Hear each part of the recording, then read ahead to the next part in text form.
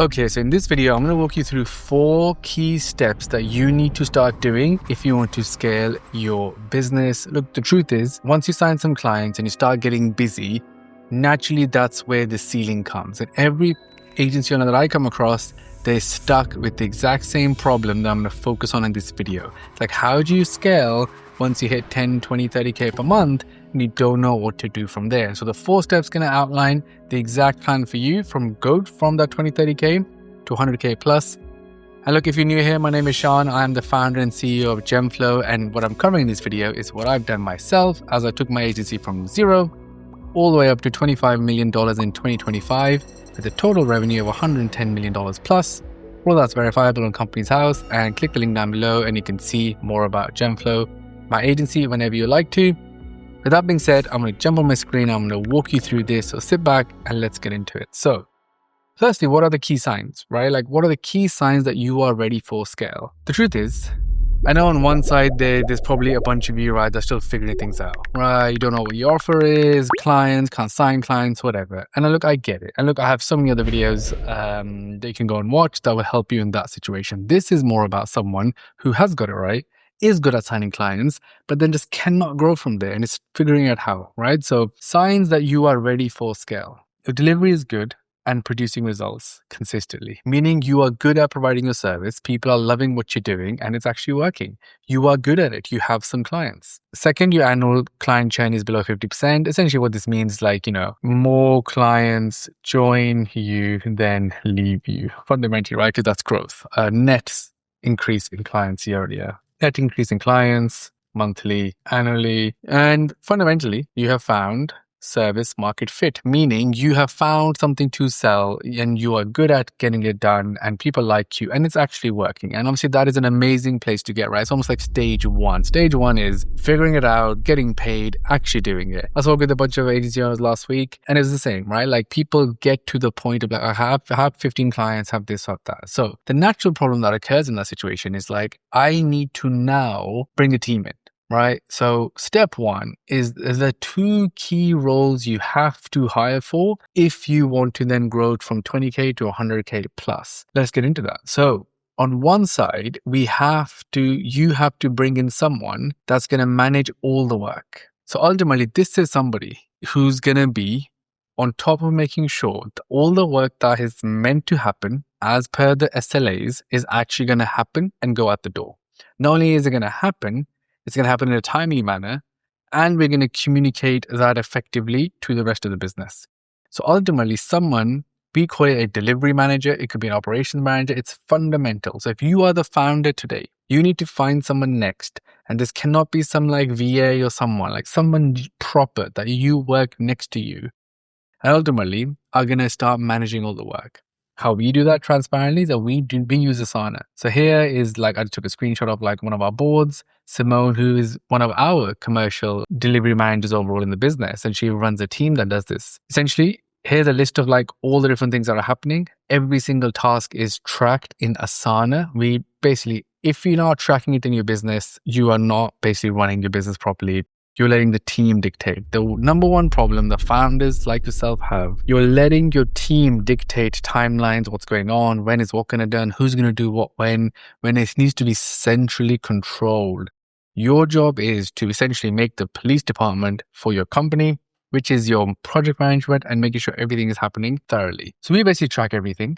Every single thing gets tracked. And then every single day, an email comes out to actually say who's doing what by when, and every single thing is linked here, right? This level of detail is what a project manager should be doing. And look, you can have your own ClickUp, Monday, whatever you want to use, right? Don't get caught up in the software, get caught up in the purpose. The purpose is a delivery manager's role is to ensure every single thing that needs to be done is going to get done no matter what, right? And then you can be like, because I get it. For you to go from 20K to 100K and then $1 million a month, you need that mental space to be able to work and use your ability to grow. That's not going to happen if you're worrying about, has this happened? Has that happened? Is someone does this, someone done that? That can't be the case. Next person that you need is essentially to take away all the client management away from you. Ultimately, their job is to do all the client meetings and keep clients happy. It's ultimately splitting your role into 2, right? Because today your agency is only being successful is because you are very good at managing clients, or I should say, you're very good at assigning clients and then managing them. And you're very good at making sure all the work gets done, right? You are that person, most likely. Or maybe you are co-founders and there's two of you and you do parts of this, whatever, and you do it together, right? But the point is you are responsible and it's time to give that responsibility to them, but you still keep the ownership of it because ultimately you are the complete owner, right? So what that means is you need to split yourself into these two roles. So if you have somebody to keep clients happy and attend all the meetings and make sure all that's working well, right? So all the clients are happy and the other person's job is to make sure all the work is getting done. That's the fundamental next two hires if you are looking to scale, which I know you are because you watch this channel, because that's what we're all about here. Building businesses. And how do we do that? We want to create clear management SOPs. I know everyone says that a lot, but like generally, you have to make like every single thing that you do from communications. Here's an end of day report of like what someone's doing. So we're very, very big on like meeting cadence. Well, what that means is I'm just going to high level this for you. So this means you need to make sure in your business that there's a full way of running stuff, right? Like, do we meet every morning at 9 a.m.? Do we meet again at 5 p.m. to make sure everyone's doing the work? Like, people can't be left to themselves to be like, yeah, they're just doing it. They have to come into a meeting and be like, yes, no, yes, no. And then, of course, tasks are automated and all that stuff. And then when are you meeting as departments, as teams? Even if it's 2 of you, 3 of you, that's the way it needs to be structured. And when are you meeting clients, that should also be structured.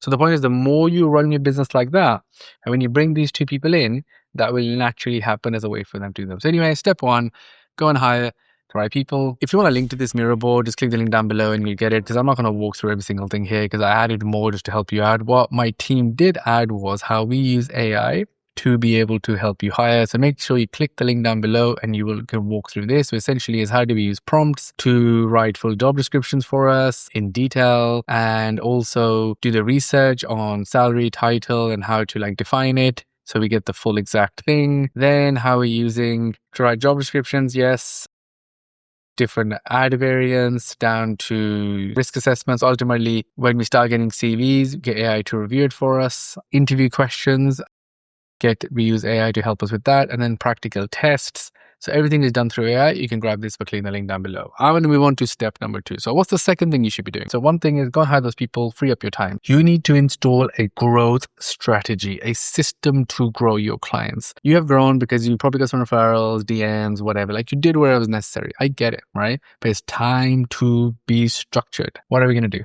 We're essentially going to set up a way to find people, qualify them, sell to them, and record every single thing we're doing in some software. I use Pipedrive. You can use any software CRM that you want. So anyway, let's get into it. Where are we going to find leads? If everyone knows who watches the channel, we're not going to Apollo and buying leads and doing all that rubbish, right? We're finding it on social media. It's the easiest place to find the leads, and then they are your leads. It's not a list that someone else has also downloaded and enriched, right? So this is what I would do. So what I would do is I would go on Instagram and we can identify other people's follow list. But I think most importantly, I'll do this live now. You can go to search and find brands that are doing well, right? Because the whole point is you want to sign clients that are actually winning. So if you're a design agency, you go and find brands that are doing really well, DTC brands, they are going to want to work with you because people that are winning, they spend money to win more. Broke ass offline businesses are not where you want to be. So either it's like a funded business or it's a business which is to go to search and find brands that are doing well, right? Literally say and search. How? Like literally you can say and search like protein shake or whatever. You'll start to find like greens. If this is for if you want to find DTC brands as clients, right? So whatever your thing is, you can literally go and search, start to find. You go and find, see the followers. Are they posting? Are they doing this? If so, then you can get that. And I guess we probably have a bit of that in qualifying coming up. Anyways, Instagram, go and find. Same with LinkedIn. You can say and find people's roles in the exact way and then hit people up. I've always been massive believer of just targeted leads. Because if you find your own leads, they're your actual leads and no one else's. Because the way you're finding them and thinking about them is just unique in the first place. Second thing obviously does come to like qualifying. This is the way I qualify. I do, we want to see like who they are, right? Like what's going on. So like look at the company, Look at their business. What are they doing right and wrong? From that, you'll be able to figure this out. Look at the stage that they're at. Are they early stage? Are they rapidly growing, established, whatever, right? Because if they're a massive brand, you're going to struggle to close them. I was speaking to someone the other day. She's like, oh, I'm talking to Dove and like these bigger brands. I'm like, man, it's going to be so slow to get them to make a decision. You go after smaller brands, but who are rapidly growing, who have recently raised, who have amazing founders, who have public founders, brands that are posting content, right? You want to go and check all that stuff. How many people on the LinkedIn page? Go and look at that. So go and look at similar web. Go and look at the volume of traffic, and is that good or bad? Ask ChatGPT, is that good or bad? What are they doing good or bad on their website, right? So any business, you want to analyze them to be like, are they a qualified lead for me? Because you can assess if they are because of what they're doing. If they have lots of good traffic, they're good social media, the founders are public, that's a lead, right? A lead is not 123bathroom.com because you pulled it off something and then enriched it with like 3 things you found on the website, right? That's not a lead. As much as people will tell you it is, it just isn't. Because all we need is 5 to 10 clients to pay us 5K plus per month, and you will scale from where you are today to 100K plus per month. So you got to be smart. Other stuff, right? You can check, does the website have a pixel or ad tracker installed? Check website copy, right? Like you can drive a little tool and quickly check that, right? All these things point to one thing and one thing only, that are they a qualified lead for me based on whatever you're trying to do. I'm just showing you qualification criteria here. But obviously, this will change depending on what type of person you're looking for. If you're looking for a creator, all of this changes, right? If it's a creator, it's like, do they have a product? Is the audience growing? Go and check Social Blade. Is the audience growing, right? Okay. Have they ever done something before? Have they collaborated with someone? Do any other big people follow them? Very easily, you can start to qualify. So whatever your thing is, you can sit and make your own qualification criteria because you are meant to know the people you are trying to sell to. Right? And that is why you should only be ringing an agency that actually interests you and yes, you care about, so it's not boring. And yes, you want to do that stuff. 3, then obviously this is the part that everybody gets wrong. You don't just hit them up to sell them something. What you want to do is we want to warm them up. So leave thoughtful, expertise-led or expert-led comments on the content for 2 to 3 weeks. Turn on post notifications and do this every time they post something new. Right? Ultimately, their brand and the founders or the team that work there, you want to basically start to do that. In the 3rd week, you send them a DM and then you can follow them after that. But even when the DM is sending, right, we're not sending something terrible. We're going to identify a problem and send that to them. If they replied, tell them the problem you found, etc. Right? Because we only if replied, right? The whole point is you warming them up, saying, hey man, I bought your t-shirt. I love the brand. Keep doing what you're doing. He'll be like, you're awesome, man. And then you wait a little bit, say something else. Then you wait a little bit and then you're like, bam.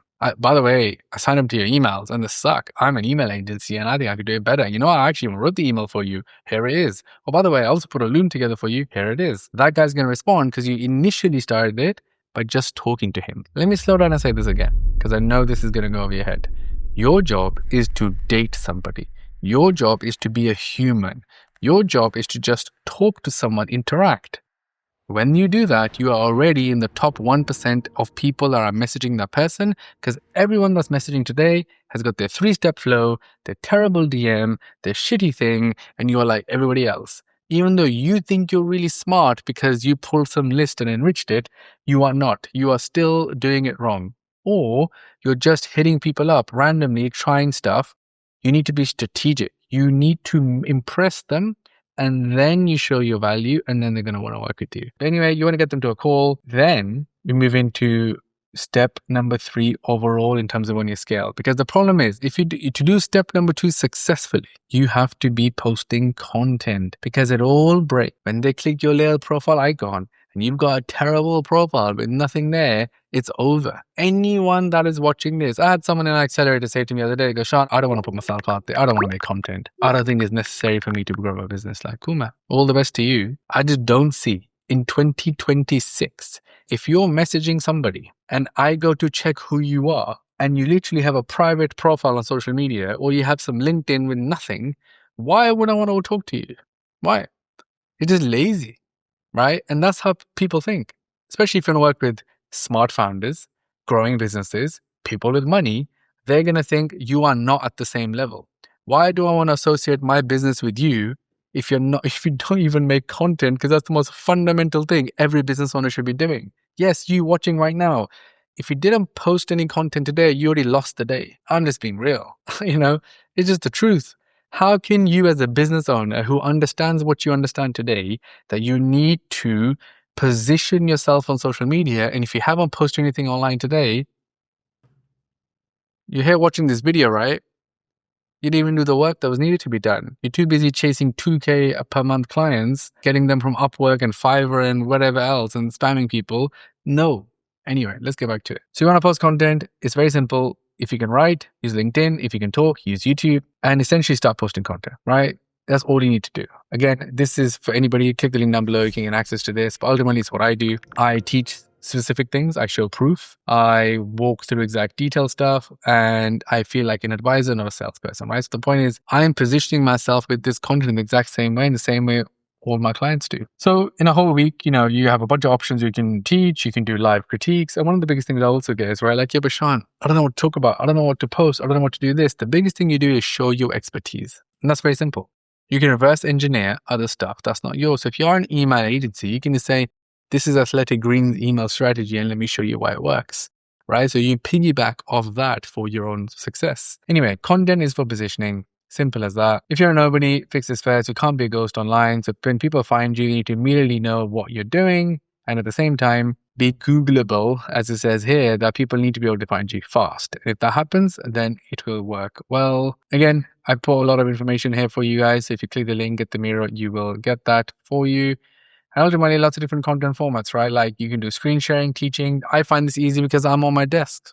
This is where I sit. All I got to do, my camera is always there to hit record. I move my screen out the way, and now I'm looking this way, and that's it. I have a light, and there's a mic above me. Like, simply that is it. And because of that, I can literally film anytime.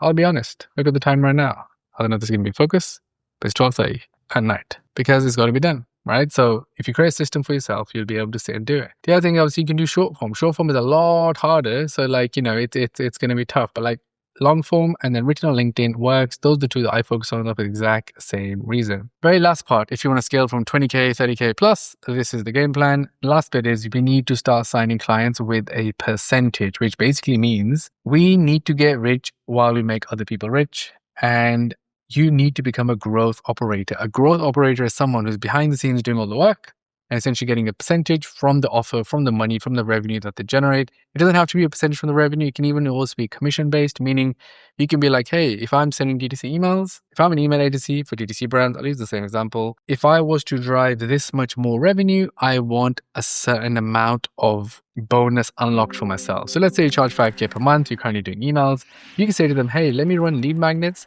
If I could bring in another 1,000 people and sell another 20,000, I want 2,000 extra, right? So you create no growth scenarios because you are a growth operator. Your job is to find growth in your client's business, but you're asking for more money on the back of it.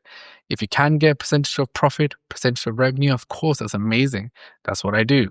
But I've also done bonus structures where it wasn't possible because of profitability or because of what it was, but I can still incentivize myself to actually give a shit and work really hard and actually make more money. It's a win-win. And that's what I say in my pitches. I'm like, hey man, I'm not an agency. I'm just going to charge you a fee and then give you some team. I want to make sure you make money. And I want to make sure, I want to agree with you, a system that allows me to make the most money, because then I make you the most money. Anyway, those are clear 4 steps for you to scale from 20, 30K a month to 100K plus. And this is like slightly different. Of course, you can spend on money on ads. Yes. Could you hire a bigger team? Yes. Do you just need to sign more clients? Yes. This is some of the stuff that doesn't get talked about enough, but is very, very important. I thought I'll pull that together. And look, if you want help with me and my team, click the link down below. You can book a call with us at Gemflow and we can help you. With that being said, make sure you hit subscribe. 2 to 3 new videos every single week, and I'll see you in the next video.